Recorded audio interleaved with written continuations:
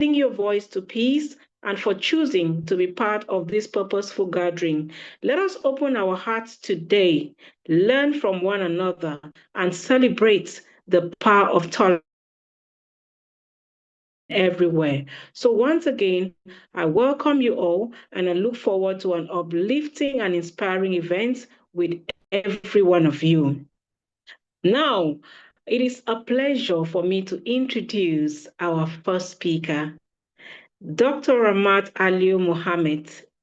Like I said earlier, is the director of our International Youth Program at the Global Peace Let's Talk. And it will be interesting to know a little bit of, or let me say, a tip of the iceberg about Dr. Ramat. And she is a teacher, an education consultant, author, researcher, and multipreneur whose dedication to youth development and global education has inspired many. Her work continues to empower young people with knowledge, confidence, and values that shape a better future.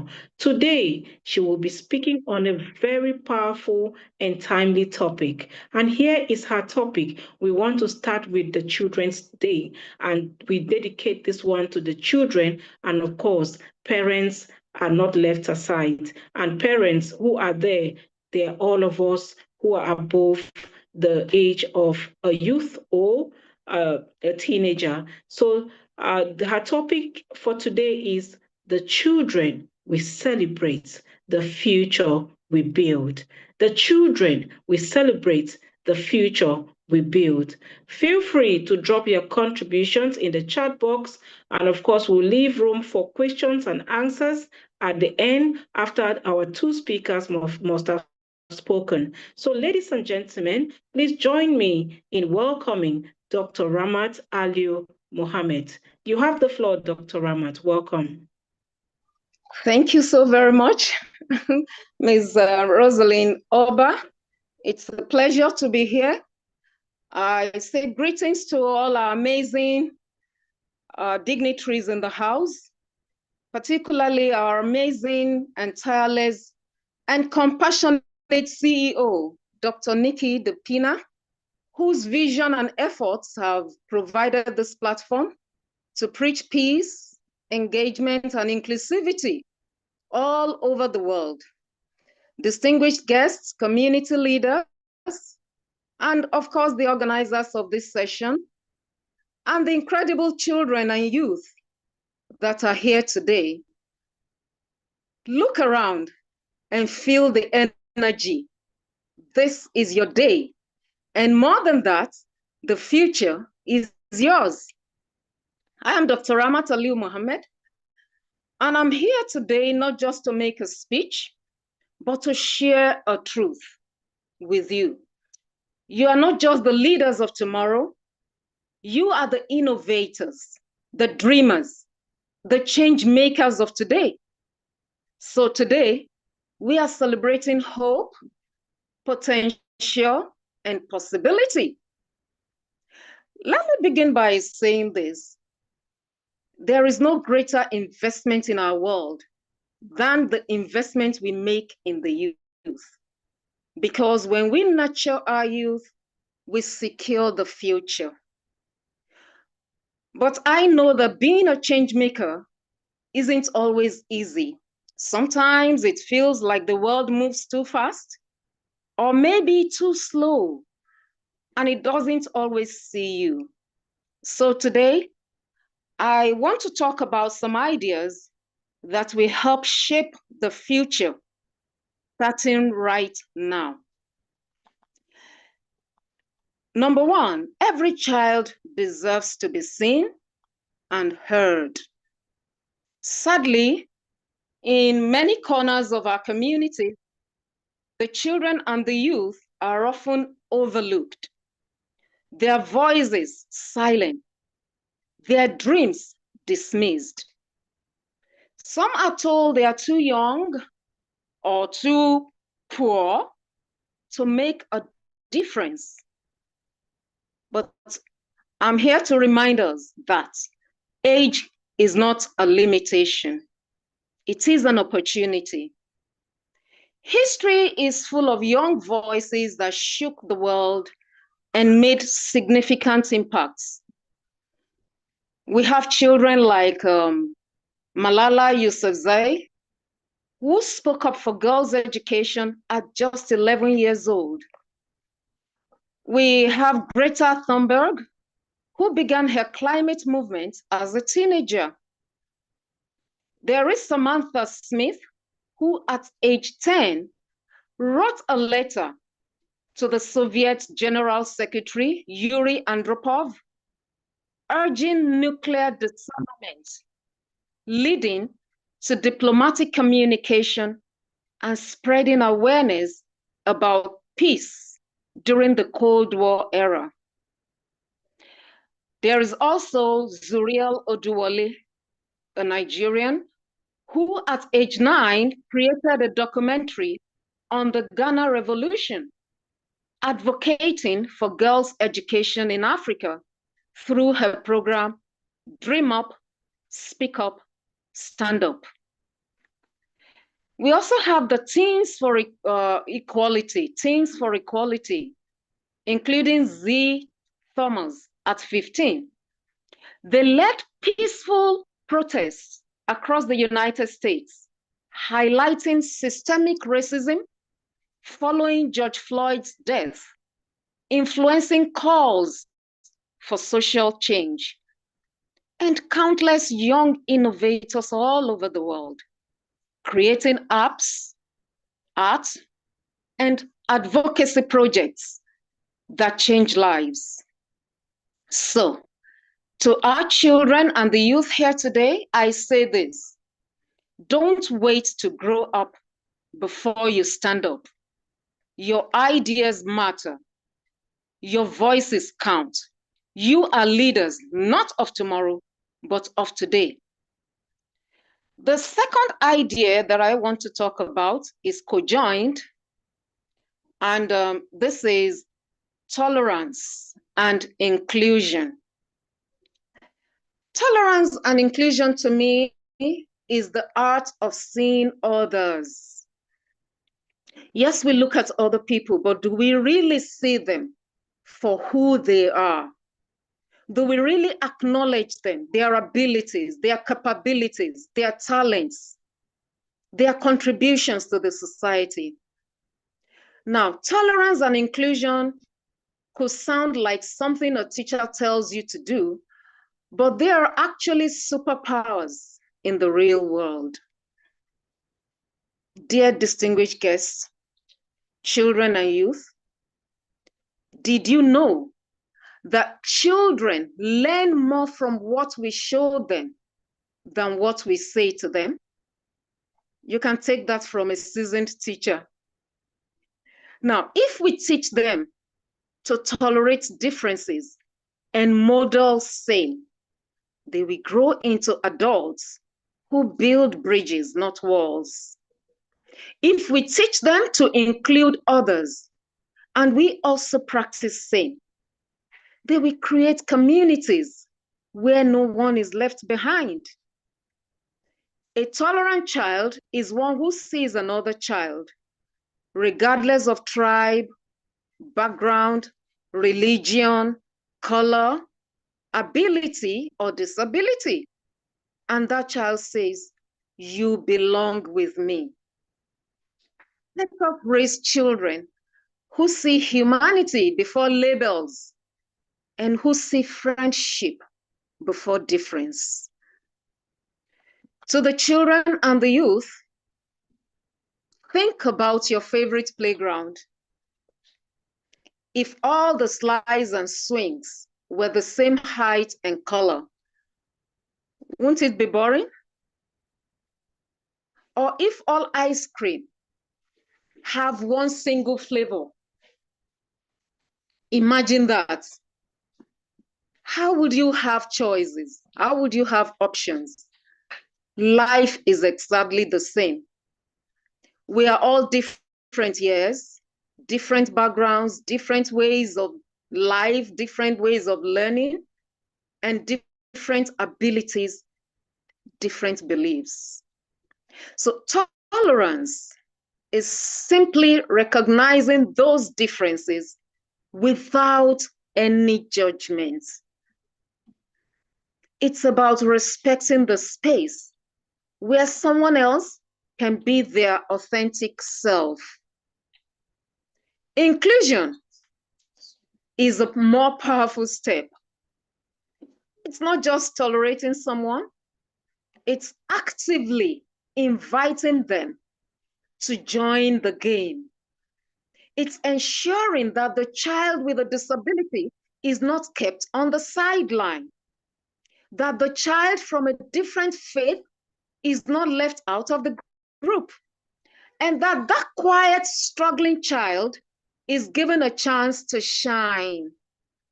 It's making sure that every single voice in your classroom, in your sports team, in your project group, and in your community is heard, valued, and respected. When you include everyone, you don't just add to the group, you multiply potential. Listen closely. The biggest, toughest problems in the world, poverty, conflict, climate change, name it, will only be solved when people from every corner with every brilliant idea work together. Children, youth, that collaboration starts with you today. Make sure no one is left standing alone. Your team of difference is your dream team. Next, I want to talk about youth empowerment. Empowerment means giving someone the authority and the power to do something. For you, dear children and youth, it means recognizing the power you already have and learning how to use it. Empowerment begins with education, not just academic learning, but education that builds character, creativity, and confidence. You might hear adults say things like, wait until you're older. That's an adult problem. But this is where we need to change the story. When you speak up about the trash on your street, when you organize study groups, when you challenge an unfair rule, that is empowerment in action. When you think critically, not just memorize, when you ask questions, not just follow, when you serve others, not just succeed personally, that, my friends, is empowerment. Every youth deserves the opportunity to develop their gifts, whether in science, art, agriculture, technology, or leadership. Empowerment comes from three places. Your voice, use it, not just to complain, but to propose solutions. Your skills, learn them. Study hard, not just for grade, but to be truly good at something. And of course, your connection. Build strong, positive relationships with your friends and mentors. Help each other rise. As adults, we must provide mentorship, skills training, and safe spaces for them to express themselves. Let us look at areas where we, as adults, must be louder, because sometimes we forget the quiet challenges you face. Number one here is mental health and emotional well-being. Mental health and emotional well-being. The youth have internal pressures, stress, anxiety, and most times all these are ignored. It is courageous to talk about your feelings. Your mental health is a priority, not a weakness. Talk openly with trusted adults.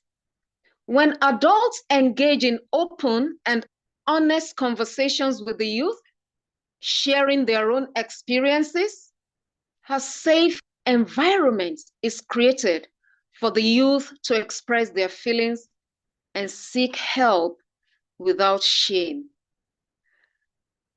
Next is access to quality resources. Every young person, regardless of who they are, deserves good education, a safe place to play, access to technology. So we must fight for equal opportunities for the children and the youth through advocating for more investment in education infrastructure, by providing scholarships, grants, and financial aids for vulnerable students. Mentorship and career exposure programs, initiatives that pair students with mentors and provide career guidance, help build practical skills and inspire the youth to pursue educational goals. Then access to quality education. Many children are out of school, especially the girls. Some people still believe that the place of the girl child is in the kitchen. This is an outrageous and outdated mindset. Every child has the right to quality education. Let us lend our voices to eradicate this menace. When you train a girl, you actually train a whole nation. Then we have neglect and abuse, both online and offline. These are more rampant nowadays. Let us guide these children on navigating the complex world of social media. There are predators out there waiting to pounce on innocent children. Then having a seat at the table. Oftentimes, major decisions about education, city planning, or the environment are made without a single youth present. We need to demand that youth are included, not just as listeners, but as decision makers. 2 minutes to go, doctor. Okay, Thank you. thank you. This is my call to action. To every adult and decision maker, we need to support inclusive schools that give equal chances to every learner. We need to encourage tolerance at home, on the playground, and in our communities. We need to empower our youth with education, mentorship, and moral guidance. And above all, to all our children, commitment enough to believe in their dreams, because when children are loved, they flourish. When they are believed in, they become unstoppable. Now, to the children and the youth, you are smart, you are capable, you are the reason we believe tomorrow will be brighter. Be tolerant, open your mind to difference, be inclusive, open your heart to collaboration, be empowered, open your mouth and demand a seat at the table. Go out there, live boldly, speak your truth, dream the biggest dreams, and most of all, never, ever let anyone tell you that you are too young to change the world. Thank you very much for listening. Thank you for giving me this opportunity.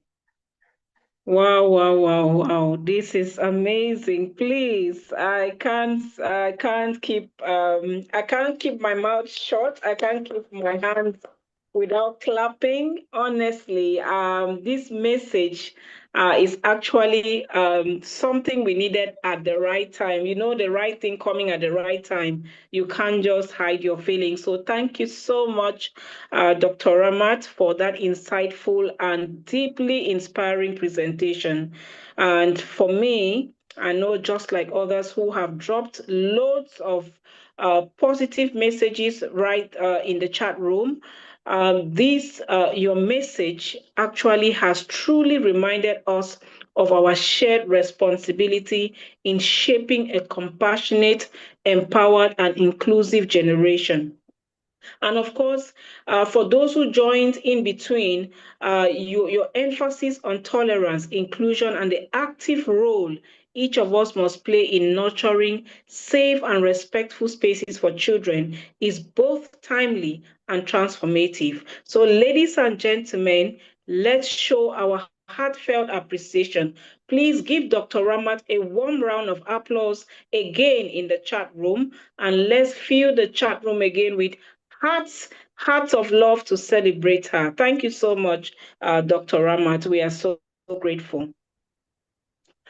Now, we are moving straight on to our next guest speaker. It is my honor to introduce Dr. Vedabayas Kundu, an internationally respected expert in nonviolent communication, conflict resolution, servant leadership, and human values. His work has empowered countless individuals and institutions worldwide to foster peaceful dialogue, empathy, and constructive, positive, and problem solving. Today, Dr. Kundu will be speaking on a very important topic that is both timely and essential. And this topic is about the emerging life skills children should nurture to thrive in our contemporary environment, and more about tolerance and peace. Please join me in welcoming Dr. Vedabayas Kundu and kindly drop some heart in the chat room as we receive him. Dr. Kundu, you're welcome. Thank you, Sister Rosalind. It's always been a great honor to be there in this platform of the Global Peace Let's Talk. Thanks to Nikki ma'am for her efforts and Martha ma'am, who has always been inspiring. A very inspirational talk by Dr. Ramat. She really shared some beautiful and very pertinent points. The importance of inclusive education, inclusive ecosystems. So I start this whole presentation with this idea of inclusivity. I will share all my presentation based on my own work and my own experience rather than, coming up with something more theoretical. It's all practical work with children, which I would like to share with you, and the immense possibilities as we are celebrating the World's Children's Day today. The number one, inclusive education and inclusive ecosystem. I had the privilege, in fact, I find some of my friends out there who has been part of this whole initiative of the Peace Gong. I find Munaza is there, it seems so. She has been one of the coordinators of the Peace Gong. We had a very inclusive approach to Peace Gong, and in every sense, it has been a global children's newspaper, and we had children who were visually challenged, and we developed, uh, audio books, especially and audio training modules on media and information literacy. That's inclusivity. Also, what we were trying to do as part of the Peace Kong was that general children who were there with us, along with the children with visually challenged, we encourage the general children to learn Braille, so that that spirit of inclusion is there, the general children learning Braille with the children with visually impairment. So that is inclusion. How can we work together? That is the key. So, as part of the Peace Kong, we promoted this whole notion of child reporters, and we had general children and children with disabilities, like children with visual impairment.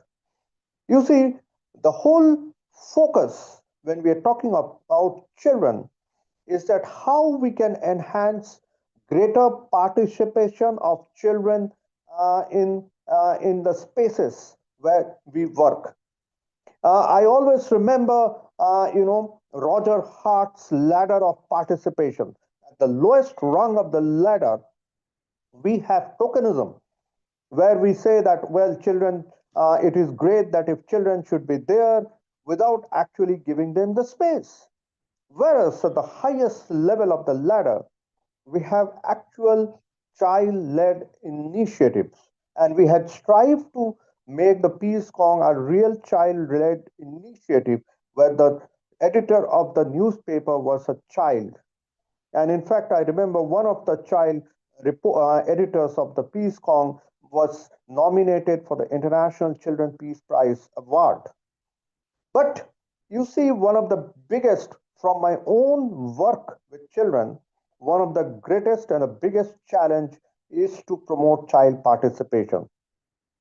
How we can, the ladder of participation at the highest level, child-led initiative, as Dr. Ramat said, that there are many times what happens is that, we will say that, oh, that she or he is a child after all. How can we, facilitate greater role for this particular individual?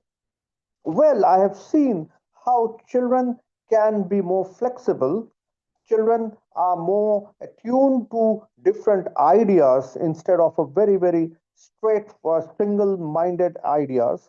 And they're amenable to coming up with different ideas and solutions. Of course, you need to work with them. You need to mentor them, as Dr. Ramat said. But from my own experience, when we give them the space and the opportunity to actually work on it and to actually contribute, they can be really very good. So, the second point is how to overcome the challenge of tokenism and actually ensure child-led initiatives. There have been a number of peace clubs that we have been organizing. I believe Dr. Sarita is there. In Manipur, the peace clubs, the media literacy clubs, how we can bring children to them and how these can be more child-led initiatives.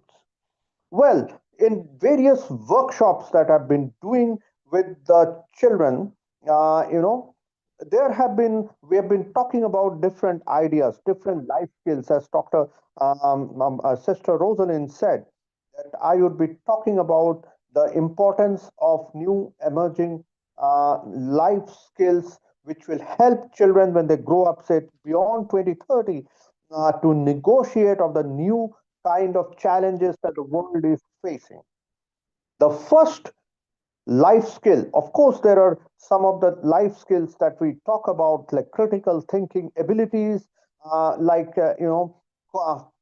to solve problems, complex problems, problem solving abilities, media and information literacy, financial literacy, so on and so forth. So here are some of the points. These life skills, these ideas of these life skills, which I'm going to share with you, emerged from detailed discussion with children. It's not mine exactly. It is through a dialogue, through a process of discussions, that one could cull out that these are something very important life skills which we need to introduce to the children as they move towards adulthood. Of course, the first one for you is the media and information literacy, and we have been talking about it for a long time. Linked to the whole idea of media and information literacy is AI. How a student can have that skill to collaborate with AI. AI collaboration, artificial intelligence collaboration. Here we have children who can do coding from class fourth onwards, fifth onwards. They teach taught about it. but they need to see how to make AI more like the humane, I should say, or in some way we were reading some articles and they were talking of humanization of the artificial intelligence. So how to do that and how to collaborate with AI collaboration is an important life skills that children needs to learn right from the young age. Here comes an important point, important challenge. When we are talking of AI, when we are talking of preponderance of information technology, one of the biggest problem that, in fact, yesterday only I was talking to this doctor, and he said that most of us, he's a doctor of naturopathy. He uses various natural things like plants and others to teach people on how they can be healthy, even not by not taking the allopathic medicine, the alternative system of medicines. So we were discussing how not only the children, but most of us are not aware of the medicinal power of many of these plants and trees that are nearby to us. So we also felt that children, because of the smartphone addiction, the internet addiction, they have no one-to-one engagement with nature. And as just we finished this course of Joyful Talisman, we were talking of human interdependence literacy. That is the number three life skill that needs to be taught to the children. They need to know the nature. They need to be able to engage with nature empathetically and compassionately. They must know what are the benefits of different plants, different species, and how they can have a symbolic dialogue with these plants and animals and other things. Unfortunately, that is not there, and we need to work on that. There needs to be a deeper connection. So, human interdependence literacy is the number three life skill that needs to be taught to the children. The number four, and that is linked to the whole idea of human interdependence literacy, it is sustainability consciousness. The children and the young people need to be conscious of the importance of sustainability.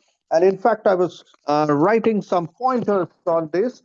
When we are talking of sustainability consciousness, it is basically referring to that awareness, the understanding, the emotional engagement, and the responsible action these young people can take in the long run for the well being of the planet and the society. Well, if you see, friends, everything can be connected. When we are talking of media and information literacy, that means critical understanding of the media. And we are talking of, say, when we were talking of platforms like the Peace Gong, there we are talking of how we can promote and encourage children to be child reporters, the child media initiatives. So many of these life skills, say for human interdependence literacy, sustainability consciousness, which would also entail environmental awareness, social responsibility, economic mindfulness. So, how children can use their tools of communication to, talk and dialogue with their peers on these other aspects of life skills: human interdependence, sustainability consciousness, AI collaboration.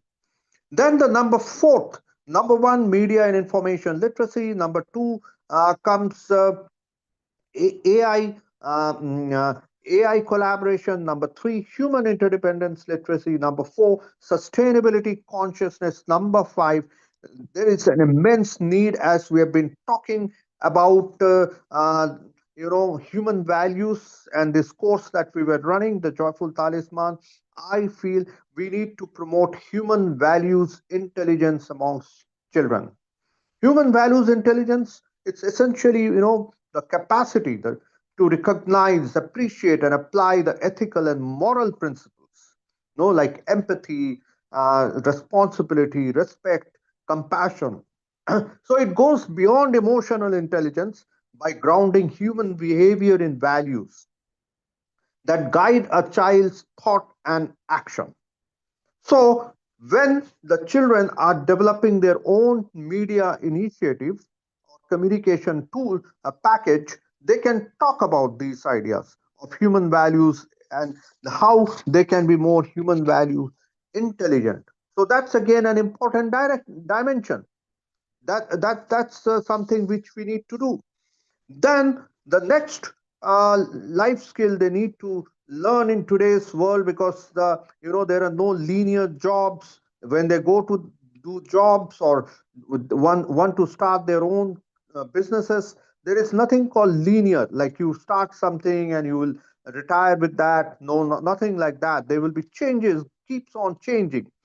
So most important, how the develop the child's and the young people's minds ability to bend, adapt, and grow.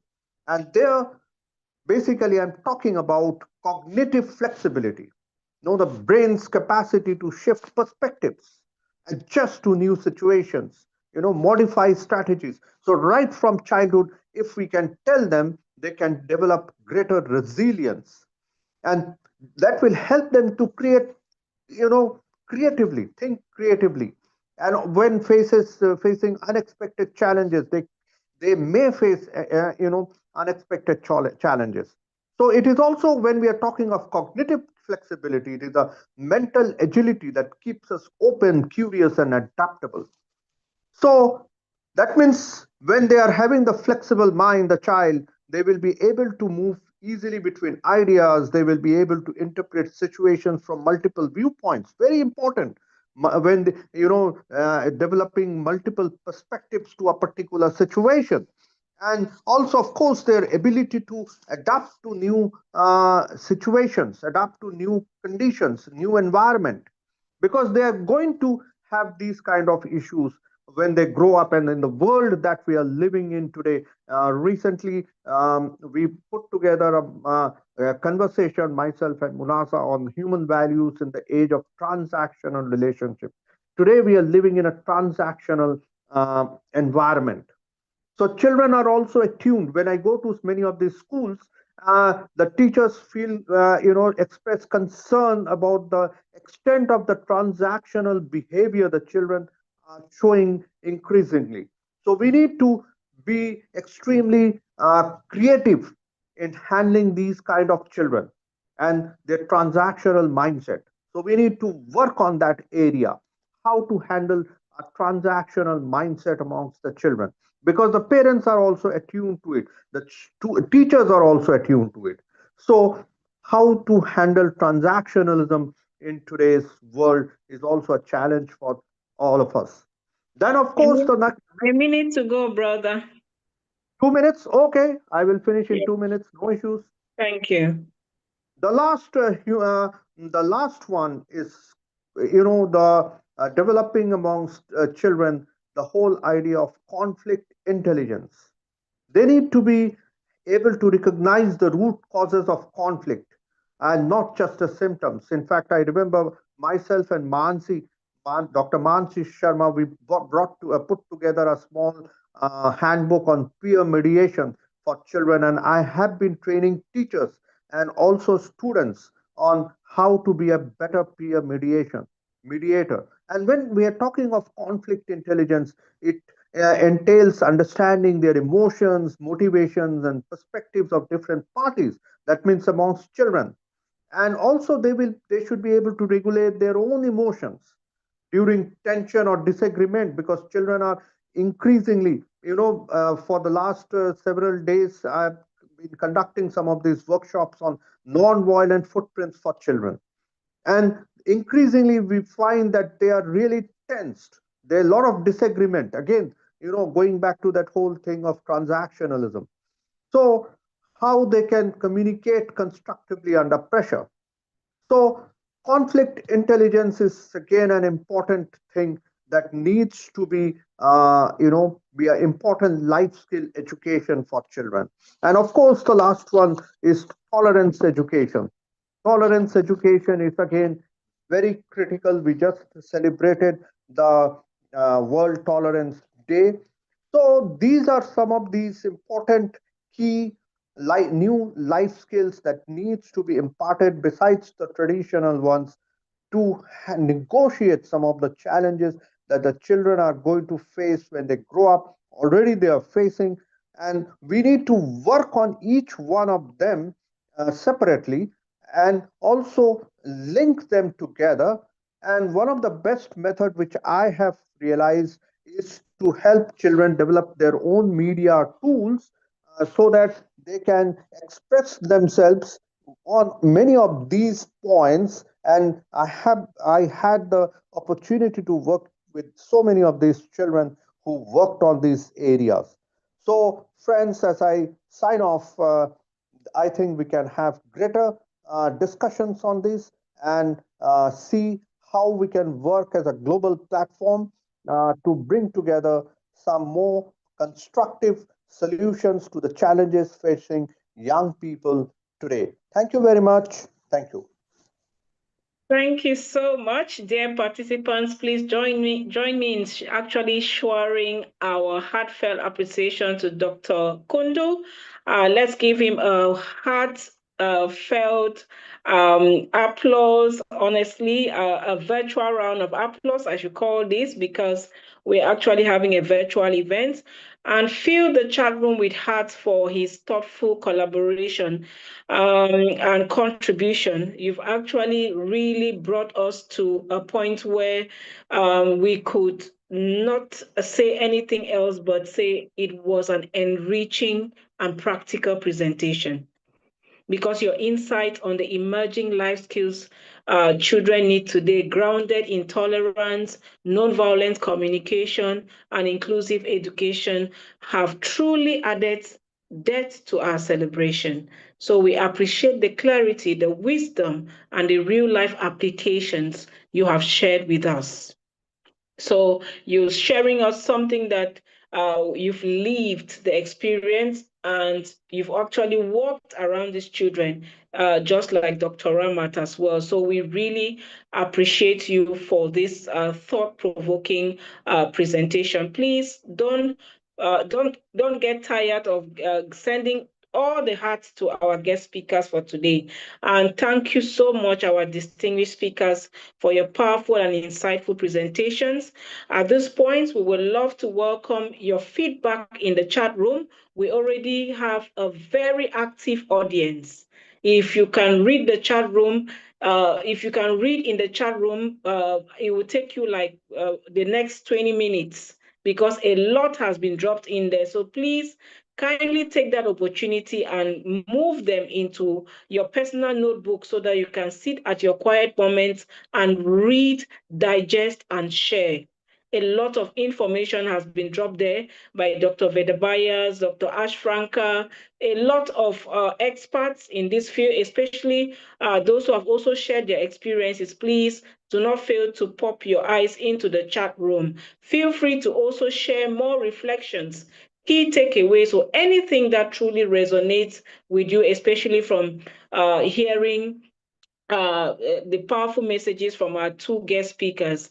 And we just want to invite one or two participants who would like to offer an appraisal after listening to our both speakers. Here, we don't have no time for questions, just appreciation for our two guest speakers. And we are taking just two hands maximum. So if you're ready to speak, just an appraisal for 1 minute. Please indicate by clicking the raise your hand button, and we'll give you the floor to speak. Your voice and feedback are incredibly valuable to us as we continue to promote tolerance, inclusion, and the empowerment of children. So can we have any hand that has been raised up to speak on our behalf in terms of appreciating or giving some key takeaways that you got from our guest speakers? Feel free to also drop them in the chat room if you do not want to speak. Yeah, hi. I'm sorry. This is Kumu Gupta from the US. Just And one minute, please. Thank you. yes, so I have been working with Dr. Kundu for a long time. And as usual, he always surprises me with the kind of work that he has been doing. This is phenomenal what he's doing with the kids. And only one question I had is that what is the youngest age at which you recommend that we start introducing these concepts to the children where they can actually understand what it is that we're trying to tell them? Okay, a quick one, Dr. Kundo. Just respond in 30 seconds. Well, ma'am, what I feel is, of course, I am not someone who is a teacher in a school. Probably they are very more senior people. But what I gain from my own experience is that one can start right from a young age, but the way we handle the kind of things that we reach out to them, they will differ from, say, a class 4 standard student to a class 12 standard student. So the way we reach out to them, the way we engage with them, the contents of our workshops or the contents of our training will differ completely from say a standard 3 or 4 standard student to a. But some of these universal values, they need to be there right from, say, very, very young age, so that we catch them young. It's always the thing, youngest possible thing. That's what I feel. Thank you very much. Any last contribution? Do we have anyone who wants to speak as the last person? HP, please, the microphone is yours. 1 minute maximum. 1 minute, okay. HP, you're welcome. Your microphone is on. Thank you. I just saw HP. I don't know who is speaking. Yes. Is it Ada? Ada Rizzo. Yes. Okay. Nice. Good afternoon Good. I or just good saw the evening face. to everyone, to you, to Dr. Nikki Dipina and everyone.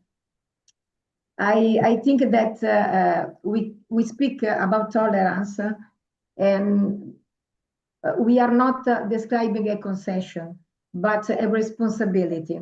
A tolerance is the ability to recognize in others not only their difference, but their dignity. It's a daily practice that asks us to turn suspicion into curiosity, distance into dialogue, and indifference into solidarity. We live in a time when diversity meets us everywhere, in our neighborhoods, in our school, in our workplaces. Too often, these differences are seen as barriers. Tolerance invited us to see them instead as bridges. It's not enough to coexist. I think that we must learn to live together with respect, building communities where no one is invisible. Thank Tolerance. you.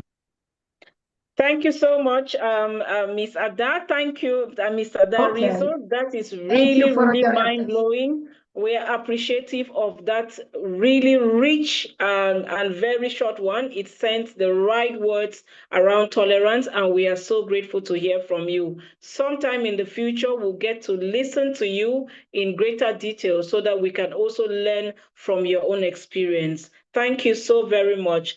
Like Ashak Malik, thank you. I think mother is the first teacher to instill good character among her children. One very beautiful message in the chat room.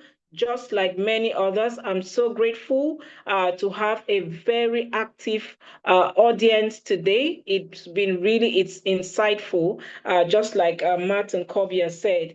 And now, please, can we, as we prepare to welcome Dr. Nikki DePena, can we just switch on our cameras to activate our cameras so that we can have souvenir pictures?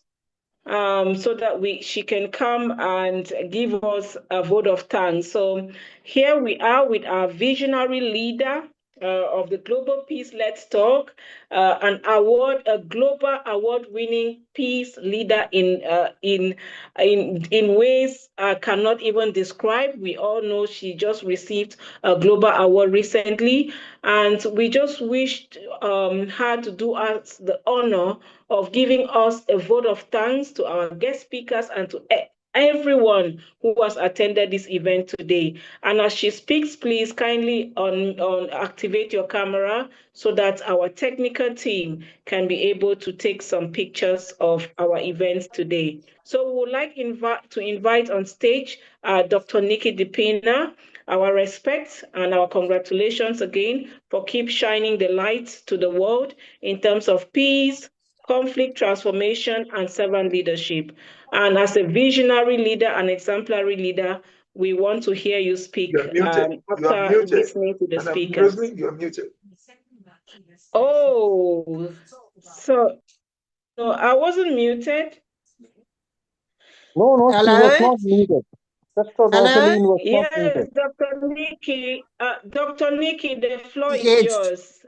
Yeah, Thank no, you. sorry, my camera is not working, but I just wanted to say I'm completely overwhelmed with the energy today, and all the communication in the chat was incredible.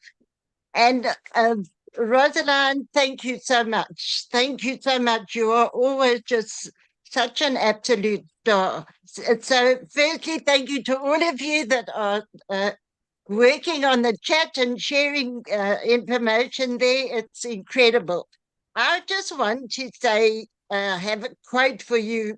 I think all of you know that Martin Luther King, I have a very soft heart for this man, but he had this beautiful quote, and it says this: the ultimate measure of a man is not where he stands in moments of comfort and convenience, but where he stands at times of challenge and controversy.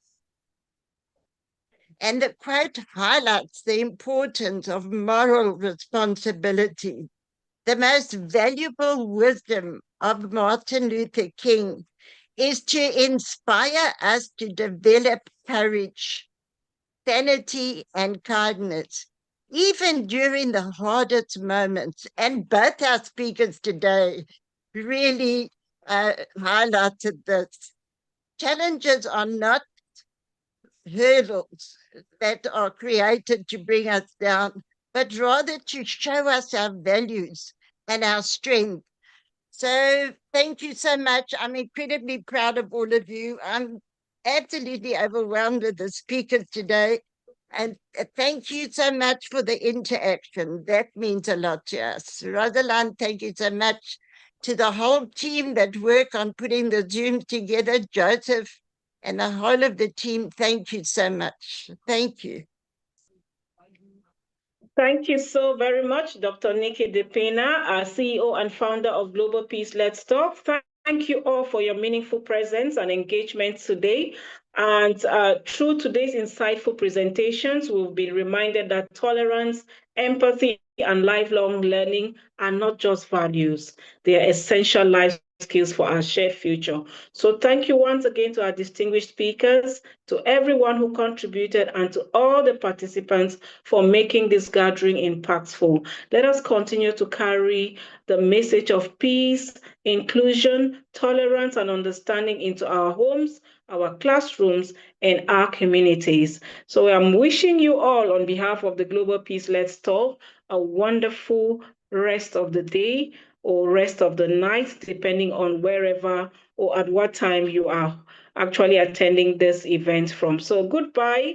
You can unmute your microphone and say goodbye, happy World Tolerance Day, or happy Children's Day. Kindly unmute your microphone, and the event is officially brought to a close. So please activate your cameras as we round up the event. Dr. Ramat. Thank you. Thank you. Thank you. Thank you very much, sister. Goodbye, everyone. Thank you. Kindly activate your Guys, cameras. thank So you much. Goodbye. for Thank you attention. so much. Bye. See you next Dr. Thank Nikki, time. we you. love you. We love you Love too. you all. We love Thank you you so much. so We love much. all of Bye. you.